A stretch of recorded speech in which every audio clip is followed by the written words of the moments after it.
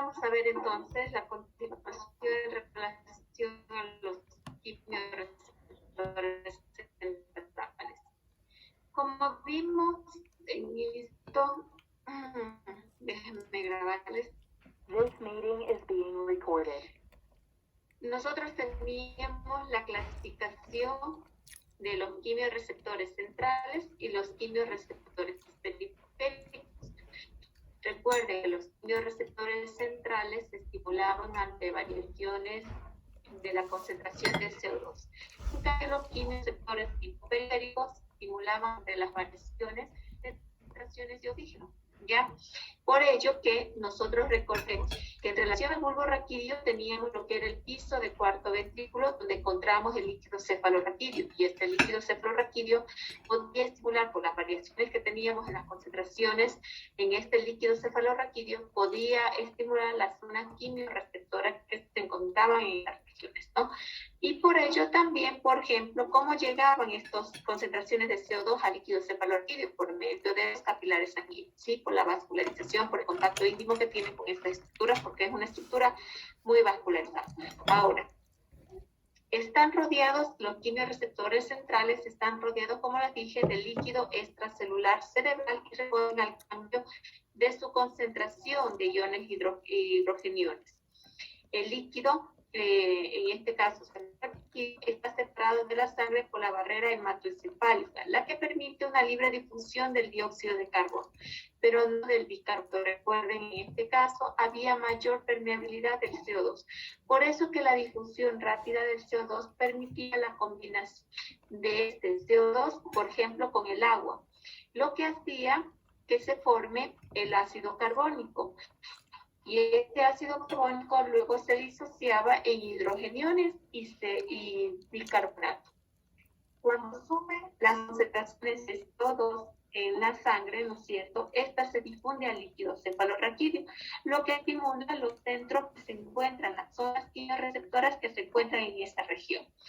Entonces, los quimioreceptores relacionados al centro de la respiración se ven estimulados ante los cambios en las concentraciones de este elemento, del CO2 sobre todo.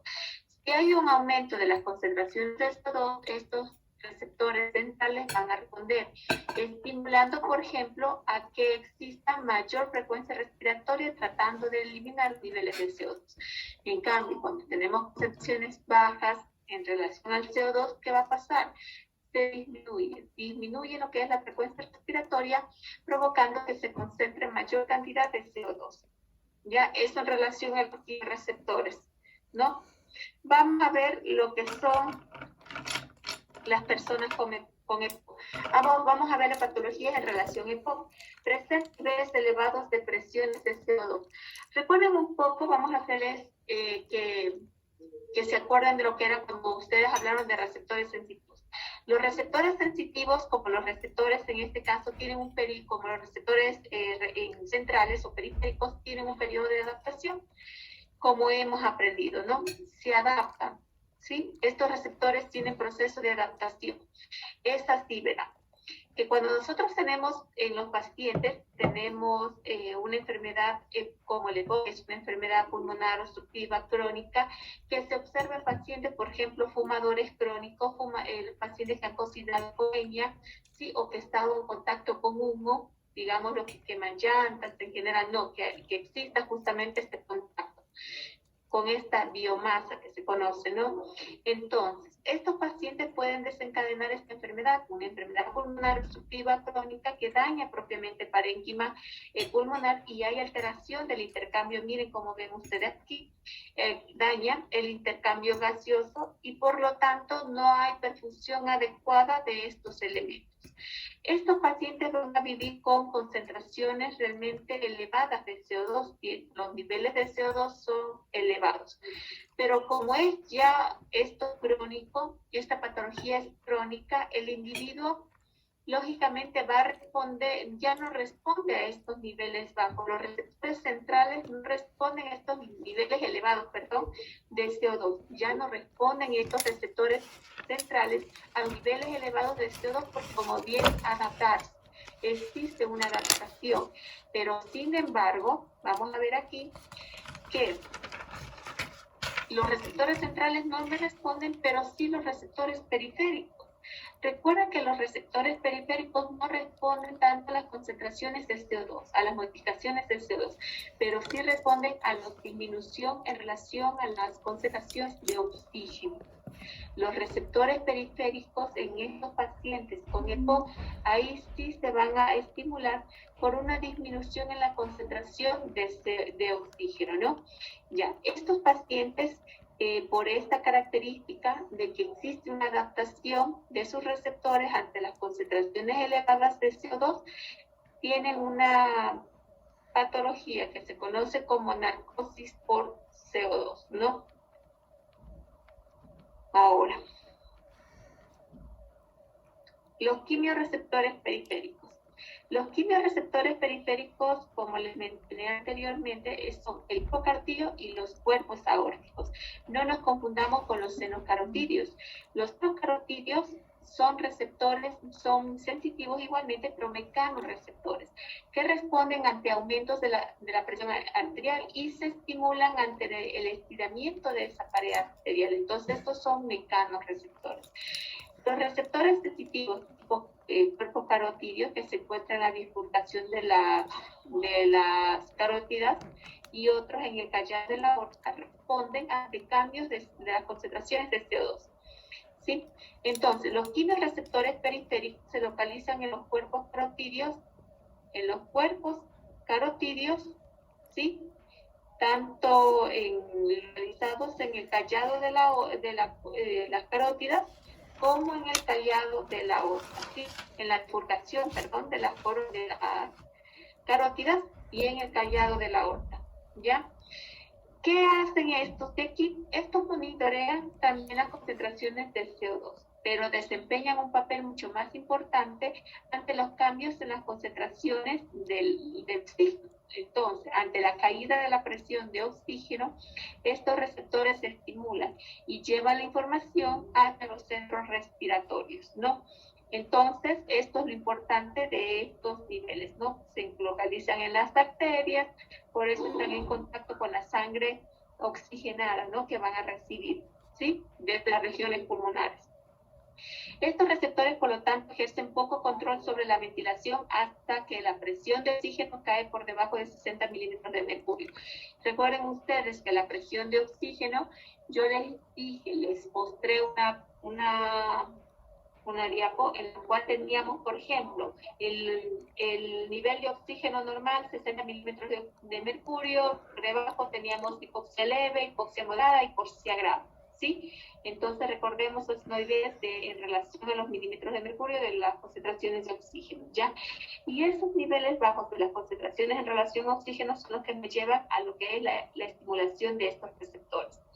Por ello, la hipoxia, que es la falta de aporte adecuado de oxígeno, ¿sí?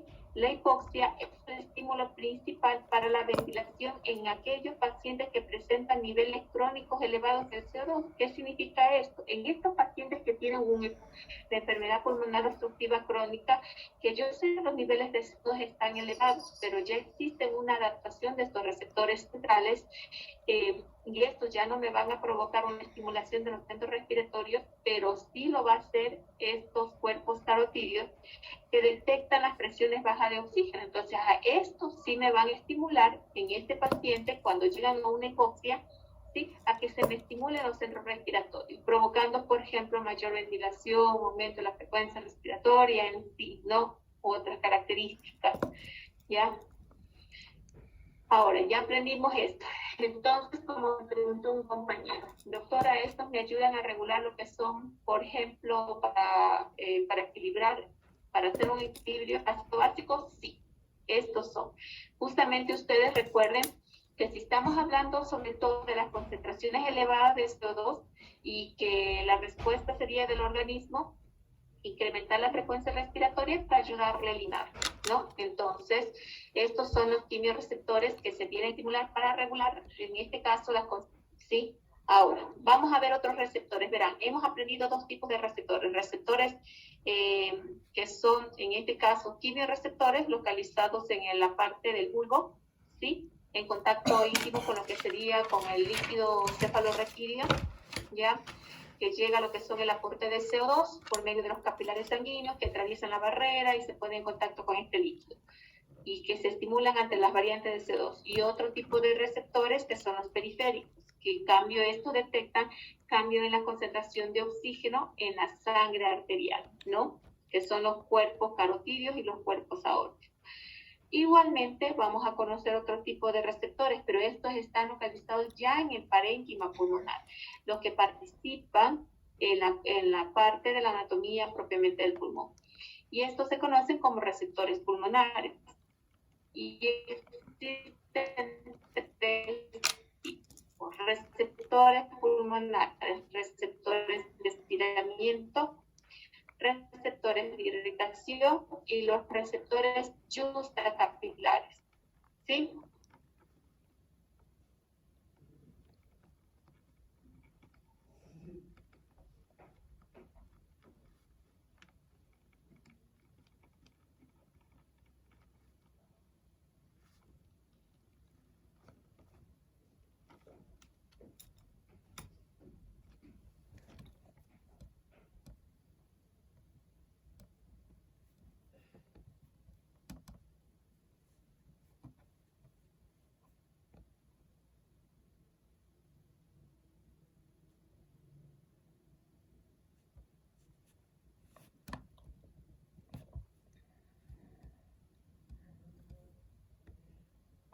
Entonces, vamos a ver, me van a ver que voy a apagar un ratito el audio porque estoy en la universidad y realmente la bulla de afuera interrumpe mucho, ¿ya?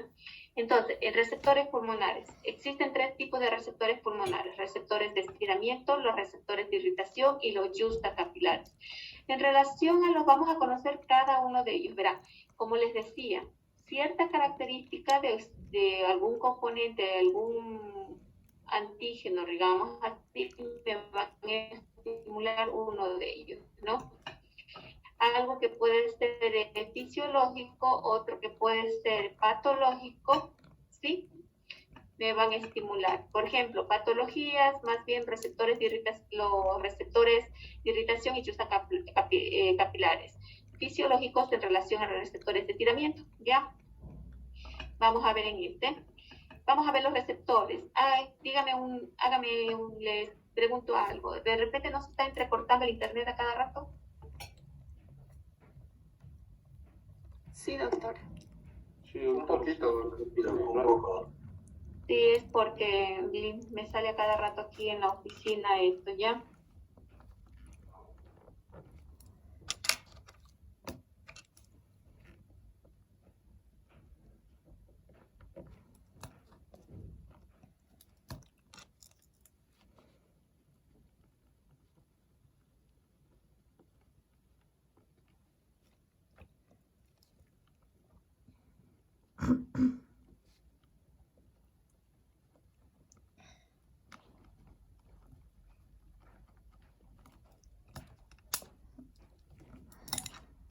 Ya, mira, receptores de estiramiento, para que me comprendan bien.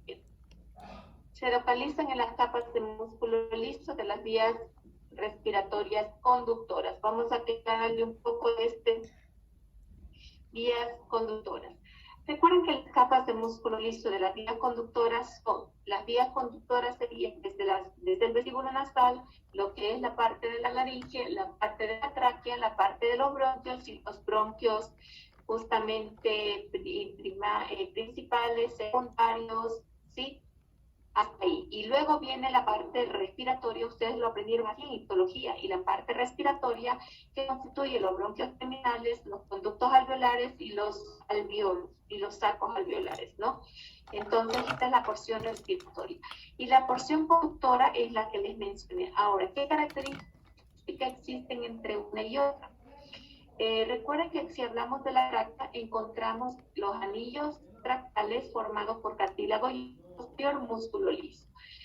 Luego iban avanzando y conforme llegan a los bronquios y a los bronquios, la capa de cartílago, pero se quedaba la capa muscular. Todo esto constituye lo que serían las vías conductoras. Entonces, donde nosotros encontremos músculo liso, capas de músculo liso, vamos a encontrar esos receptores de estiramiento. Y lógicamente estos actúan como si fueran unos mecanorreceptores. ¿En qué sentido? Por ejemplo, si se pueden estirar, van a enviar una información de que existe un estiramiento exagerado de las vías conductoras. Por ello, va a provocar, por ejemplo, una respuesta en los centros respiratorios. Eso quiero que se acuerden. Entonces, estos receptores de estiramiento responden a cambios de presión de las paredes de las vías respiratorias. Por ejemplo, si nosotros hacemos una inspiración, hagan todos ustedes una inspiración. Ahora quiero que inspiren más y inspiren más. Van a llegar a un momento que ya no van a poder hacer. ¿Por qué? Porque van a estimular estos receptores de estiramiento, quien envían una información en donde ustedes ya no pueden mantener la inspiración, provocan una expiración. Entonces vuelven a botar, no pueden mantener este aire ahí y comienzan a botar. ¿Sí? Y esta es función de los receptores de estiramiento, porque esto nos ayuda a proteger a que nosotros no exageremos nuestra parte inspiratoria, provocando pues una entrada, un flujo abundante de aire que provoque una ruptura, en este caso de los sacos alveolares, ¿no? Entonces vamos a hacer una función protectora. Por ello que estos receptores de estiramiento responden a cambios de presión en las paredes de las vías respiratorias. Cuando se inflan los pulmones, estos receptores inhiben la inspiración. ¿Sí? Entonces, ¿cuál es la función? Cuando se inflan los pulmones por esta inspiración que hemos hecho, se estimulan los receptores de estiramiento, inhibiendo ahora la inspiración para que ya no haya más inspiración, y promueven en cambio lo contrario a la expiración, es que expulsen ese aire que ingresaron en exceso, ¿no? Entonces, estos receptores de estiramiento establecen patrones de respiración. Por ejemplo, cuando tenemos una respiración normal, cuando estamos respirando, inspiramos y luego expiramos, inspiramos y luego expiramos, ¿no? Entonces, minimiza muchas veces el trabajo respirar. Hacen una frecuencia, mantienen una frecuencia respiratoria. Por ejemplo, una distensibilidad pulmonar, la resistencia de las vías respiratorias. Esta es la característica de los receptores de estiramiento, ¿ya? Los receptores de irritación. Los receptores de irritación se localizan. Ahora vamos a ver esto. Ya aprendimos uno, ya sabemos dónde están localizados. Cuando yo les pido, por ejemplo, les ponga digamos, un deportista está haciendo qué tipo de receptores y ahora se encuentra descansando y comienza a aumentar su frecuencia respiratoria en sí, qué tipo de receptores están estimulados. Lógicamente serían los receptores de estiramiento. Ahora, ¿por qué les estoy preguntando eso? Porque quiero que sean partes específicas. Porque si yo les hago una pregunta abierta y que me pongan qué tipo de receptores, no me van a poner como me contestar en los pulmones. ¿Qué tipo de receptores se estimulan? Los pulmonares. Los pulmonares estamos viendo que son 3, ¿sí? Ya, entonces, o los centros respiratorios, ¿no? Porque están localizados en otro lado. Estamos hablando justamente de este tipo de receptores, ¿ya? Ahora, vamos a ver receptores de irritación. Un ejemplo, pacientes con asma, pacientes alérgicos. Ustedes han visto los pacientes alérgicos que ¿qué les pasa a los que son pacientes asmáticos? Comienzan a provocar una broncoconstricción, se contraen, pero se contraen porque el músculo se cierra, se contrae en sí, esa es una broncoconstricción. Por lo tanto, pero entonces, ¿actuaron los receptores de estiramiento?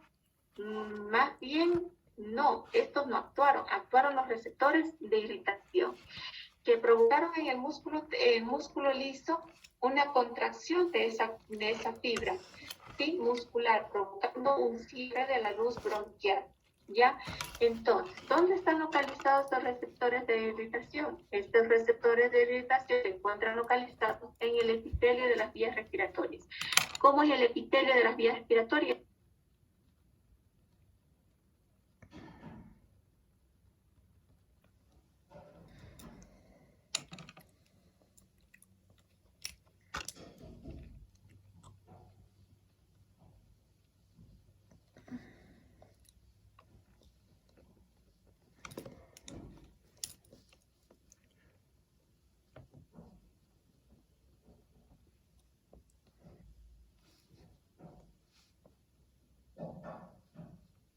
Puede ser un epitelio columnar ciliado.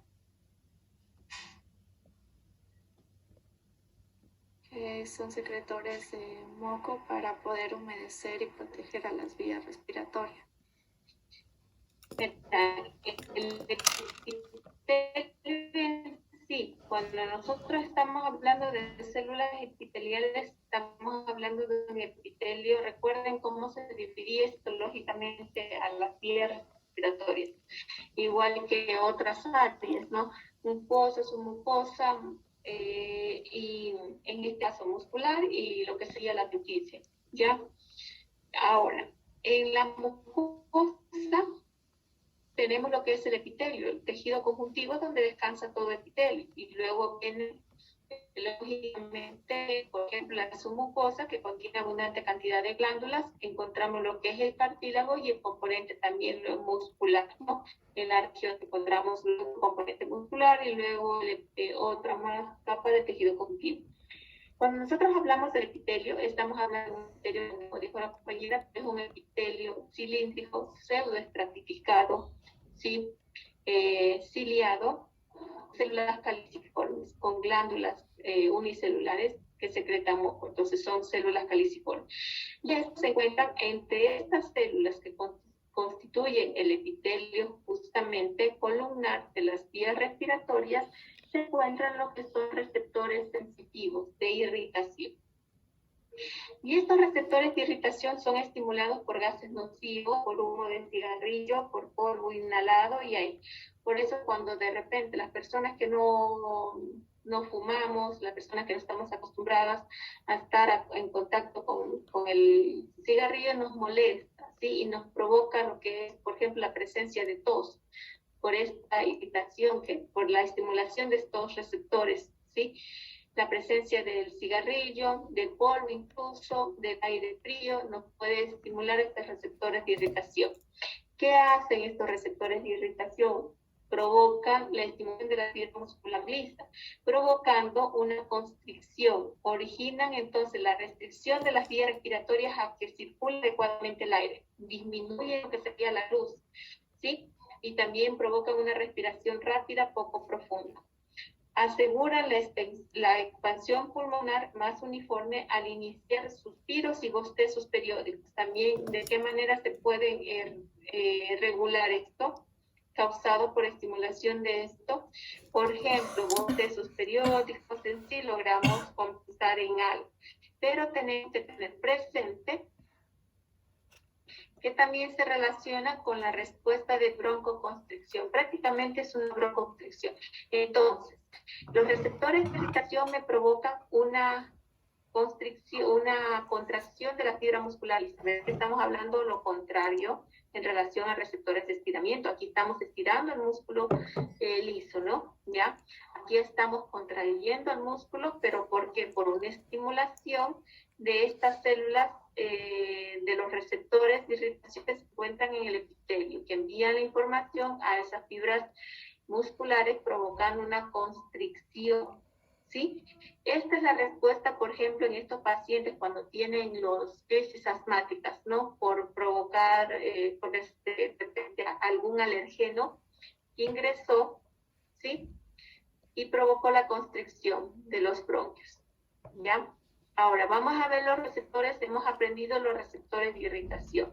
Por lo tanto, si yo pongo el caso clínico de un paciente con disminución de la celobesia, nótico, tiene antecedentes de crisis asmática, indica que estuvo en contacto con el polen y luego presentó esta sintomatología, ¿qué tipo de receptores se estimularon?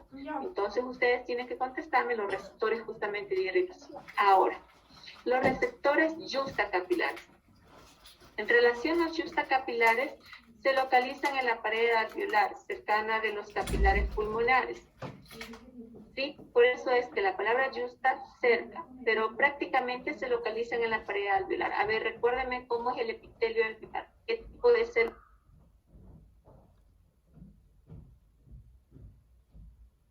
Perdón, no se le escucha muy bien. A ver, ¿qué tipo de epitelio constituye los alvéolos? Epitelio simple plano. Sí, un epitelio plano simple. Entonces, este es el epitelio. Pero recuerden que los alvéolos estaban constituidos por dos tipos de células. Unas células planas que constituyeron neumocitos tipo 1 y unas células en cambio, y unas células cúbicas que constituyen los neumocitos tipo 2, ¿ya?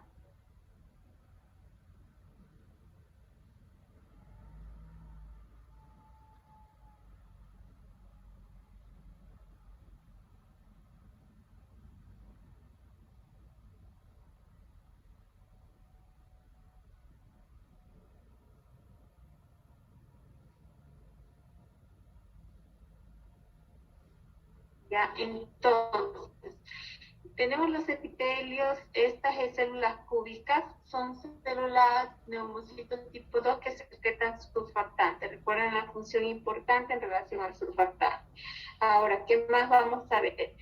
Estos se piensa que detectan la congestión pulmonar. ¿Qué significa la congestión? Recuerden que estos, al estar en contacto con el capilar sanguíneo, cumplen una función de intercambio alveolo-capilar. Solamente tienen que hacer el intercambio entre moléculas de CO2 y oxígeno. Recuerden que son capilares continuos, o sea que no permiten el paso de otros componentes. Podría ser responsables también estos receptores de la respiración rápida y poco profunda que tiene lugar en el edema pulmonar. Significa que cuando se alteran estos capilares, estos vienen a estimular ante la presencia de secreciones que me alteran este intercambio alvéolo capilar, ¿no? Por lo tanto, ¿cuándo podemos tener una alteración alvéolo capilar? Cuando el paciente tiene un aumento de la permeabilidad del capilar provocando que pase el líquido y los alvéolos comienzan a llenarse de líquido. ¿Sí? Entonces tenemos un edema pulmonar, también puede haber secundario un embolismo pulmonar, un embolismo. ¿Qué significa la palabra émbolo? Que viajó, que puede ser un émbolo de grasa, un émbolo de líquido amniótico o de sangre propiamente, un coágulo, ¿no? Que fue hacia allá. Y también por una neumonía. Recuerden que los procesos virales me provocan la modificación de los epitelios respiratorios. Los virus alteran lo que es el epitelio respiratorio, provocando como una modificación para que las bacterias puedan contaminar y provocar procesos infecciosos. En este caso hubo un aumento de secreción y estos pacientes tienen abundante cantidad de líquido ubicado en el parénquima, en el parénquima, mejor dicho, digamos, en los sacos alveolares. ¿Sí? Y esto es lo que me provoca la estimulación de estos receptores ¿entendí? El reflejo de oxígeno es un reflejo de protección, que me dice que algo está pasando, que algo me está irritando las vías aéreas. Por lo tanto, ¿quiénes se van a estimular? Los receptores que se encuentran en el epitelio, los receptores de irritación. ¿Sí? Y a la vez también, como puede ser estimulado este reflejo de oxígeno por la presencia de líquido. Por eso que cuando tenemos nosotros pacientes con neumonía, ¿cómo le ven? El paciente comienza a toser y comienza a secretar moco, eliminar moco. Entonces, la presencia de líquido también en las paredes alveolares provocan esta estimulación. ¿Cuáles se estimularon aquí? Los receptores justacapilares, cuando estamos hablando de un paciente con neumonía y también tiene un reflejo de oxígeno. Entonces, este reflejo de oxígeno inicia mediante receptores localizados en la pared bronquial. ¿Quiénes están en la pared bronquial? En el epitelio, los de irritación y los justacapilares. ¿Sí? Esos se encuentran en la pared, que son muy sensibles a las sustancias irritantes y a la presencia de secreciones en exceso. Pero si hablamos de lo que sería, entonces estas sustancias me permiten, ¿no? Me provocan, ¿sí? Sobre todo en el reflejo de oxígeno, más se relaciona con la estimulación de los receptores irritantes, porque estos se encuentran aquí, en las células epiteliales, ¿sí? En la que constituye parte de la pared bronquial, ¿ya? Pero también me dice que la presencia de secreciones en exceso, lo que puede estar relacionado poco con estos de acá, porque si nosotros hablamos de pared alveolar, Recuerden que ya estamos hablando de sacos alveolares, que son más profundos, contacto íntimo con los capilares. Entonces, estos no mucho. Pero, sin embargo, los bronquios también se encuentran en contacto, recuerden, con capilares, con estructuras. Entonces, más bien, el reflejo de oxígeno estimula a los receptores de tipo, estos receptores irritativos, los receptores de acá, los receptores de irritación, ¿no? Entonces van a enviar la información por medio del nervio vago. El nervio vago va a enviar esta información sensitiva medular que integra la respuesta, en este caso, de la tos, lo que les provoca lo que es la tos, ¿sí? Requiere por sí mismo ¿cómo es el reflejo de la tos? Recuerden que ustedes para toser, ¿qué hacen? Primero una inspiración. Hacen una inspiración y luego de una manera violenta lo eliminan el aire que han inspirado. Por ello, se requiere por sí mismo una inspiración rápida y de gran volumen, ¿no es cierto? Una inspiración amplia que haya llegado una buena bocanada, en este caso de aire, hacia el interior, ¿no? Por lo general, esta bocanada de aire que ustedes, o la cantidad de aire que ingresa, es cercana de 2.5 litros. Se cierra rápido la glotis y se provoca posteriormente una contracción. Entonces, así como expiran, pero con esfuerzo. Por eso, por una contracción de los músculos abdominales, lo que les provoca este reflejo de oxígeno, este reflejo de tos. Entonces, el reflejo de tos está relacionado más con la estimulación de los receptores de irritación, ¿ya? Y vamos a ver un poco de neumonías. En relación a las neumonías tienen, por ejemplo, como ustedes observan aquí, tenemos los alvéolos, pero están ocupados de secreción, ¿sí? Una secreción que está ocupando los sacos alveolares. Las neumonías, por lo tanto, es una inflamación de las estructuras del parénquima pulmonar en el tracto respiratorio inferior, como los alvéolos y los bronquiolos, ¿no? Entonces vamos a encontrar la presencia de inflamación.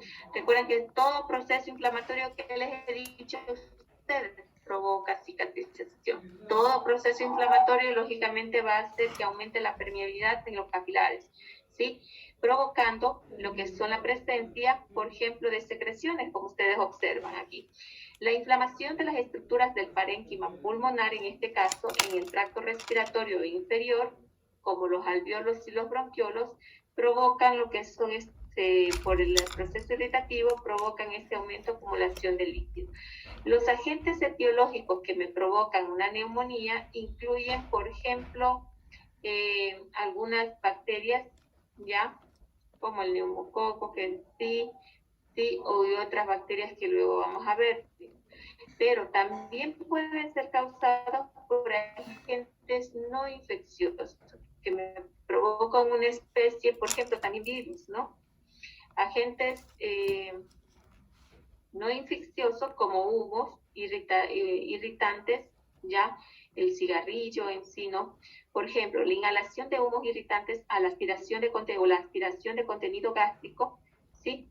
Puede provocar esto, ¿ya? Y puede llevar incluso a una neumonía muy grave. El paciente, verán, el intercambio alveolo-capilar se ve alterado. Nosotros escuchamos secreción, verán. Colóquense el cabello, las mujeres, lógicamente, colóquense el cabello cerca del oído, ¿sí? Y froten lo que sería el cabello en el oído, cerca del conducto auditivo. Y escuche, esta característica de este sonido se le conoce como estertores de tipo crepitantes, ¿sí? Y este es similar cuando el paciente está lleno de líquido, vamos a escuchar ese sonido similar aquí. Cuando le pedimos al paciente, ustedes vean cómo valoramos a un paciente. Nosotros le pedimos, señor, abra la boca, abre un poco la boca, y le digo, con la boca abierta,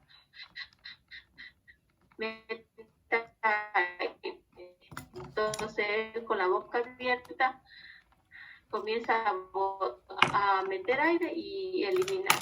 Meta aire y saque, meta aire y saque. Con eso estamos provocando que se dilaten lo que serían los alvéolos. En un paciente que tiene ocupado lo que son con líquido, vamos a escuchar este típico sonido que yo les decía ahora, ¿no? Eso, cuando nosotros escuchamos eso, nos indica que este paciente, entonces hay secreciones a nivel alveolar o a nivel bronquial, ¿entendido? Porque puede acumularse en los bronquios, puede acumularse en los alveolos. ¿Sí? Entonces, esto nosotros podemos decir que es una bronconeumonía o una neumonía, cuando tenemos estas características. ¿Cuáles son los microorganismos relacionados en una neumonía? Los microorganismos que se relacionan en una neumonía, se ha sabido, por ejemplo, ha habido un descenso en la neumonía causada por lo que les mencioné aquí, ya por este germen. ¿Por qué motivo? Ya por el hecho de la vacunación, por el hecho justamente de los cuidados en los individuos, se ha mejorado el acceso a los servicios de salud, entonces ha habido una mejor atención preventiva para disminuir estos casos, ¿sí? Ahora, el incremento ocasionado por otros microorganismos, por ejemplo, las pseudomonas, cándidas y otros hongos y virus también pueden ser relacionados. Entonces, no solamente la acumulación de secreciones en el árbol bronquial o alveolar puede estar relacionado con bacterias. Como les dije, virus. Ahora, como ustedes ven, los virus modifican el epitelio y provocan una irritación y provocan incremento de las secreciones, no estimulación de estas áreas. Puede ser causado por virus, puede ser causado por bacterias y puede ser daño de estas áreas. Una vía aérea sana, nosotros vamos a encontrarle así, pero una vía aérea de una paciente con bronquitis, vemos un edema incrementado. Este tejido conjuntivo está edematoso, está con acumulación de líquido, lo que ha hecho una expansión. ¿Sí? Vemos la luz restringida, ¿ya? Un proceso inflamatorio secundario a la permeabilidad aumentada, de los capilares sanguíneos, lo que permite el flujo de diferentes sustancias, ¿no? Y lógicamente, por la irritación, la estimulación de las células que se encuentran en ese epitelio, recuerden las células mucosas, ¿no? Aumenta la secreción de moco y todo, entonces vamos a verle así. Ya, entonces este es un bronquio sano, como ustedes ven. Bueno, esto no es un bronquio, estos son los sacos alveolares, los conductos alveolares y los bronquiolos serían, bronquiolos terminales, donde nosotros vamos a verles sin acumulación de líquido, ¿no? Sí, y totalmente despejado. Pero en uno que prácticamente está ya con daño, aquí vamos a ver la ruptura de los sacos alveolares. Miren, los sacos alveolares se ven bien así, diferenciados uno de otro, los sacos alveolares diferenciados uno de otro, como ustedes ven acá.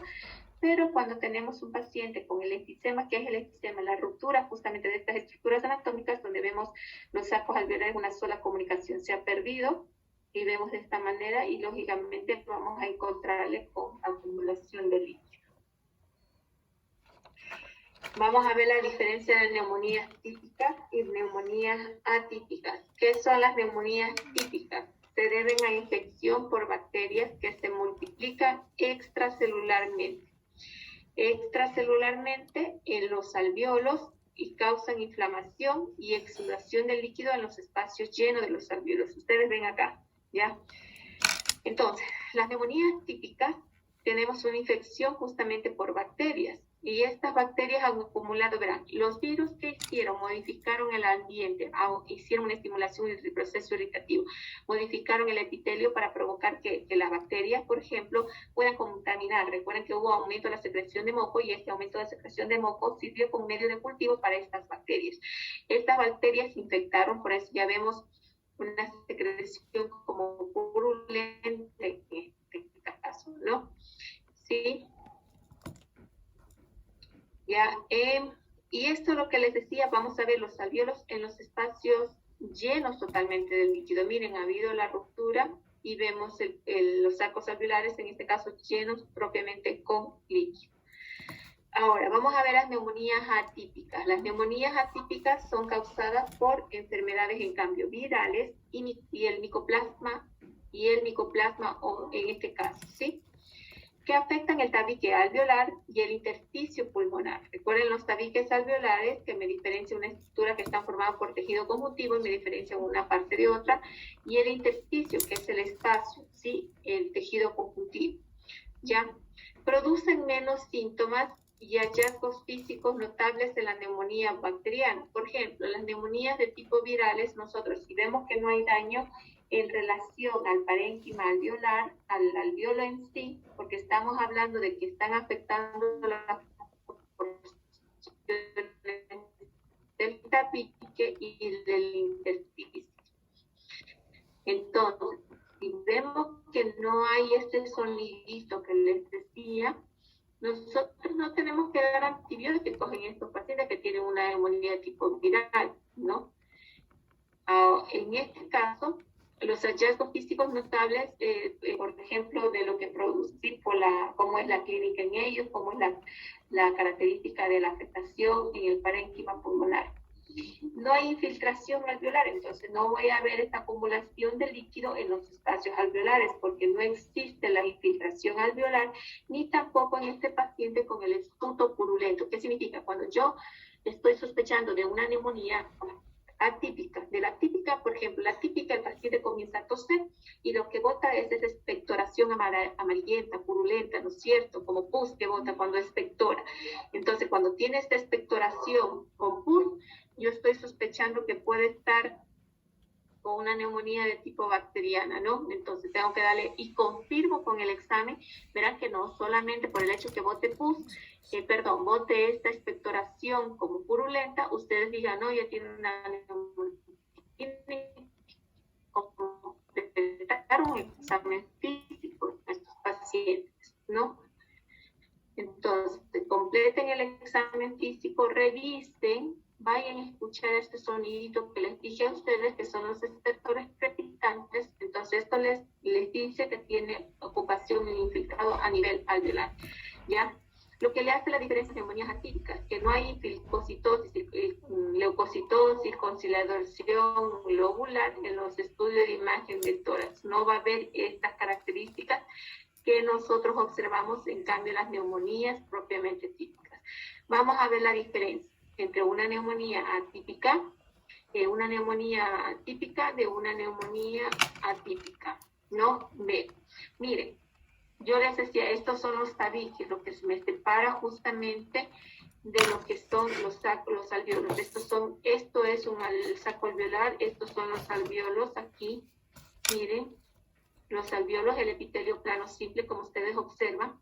Aquí tenemos que observarle, lógicamente, limpio, de esta manera, porque va a estar ocupado de aire, ¿entienden? Va a estar ocupado de aire. Entonces tiene que estar ocupado blanco esta parte de aquí.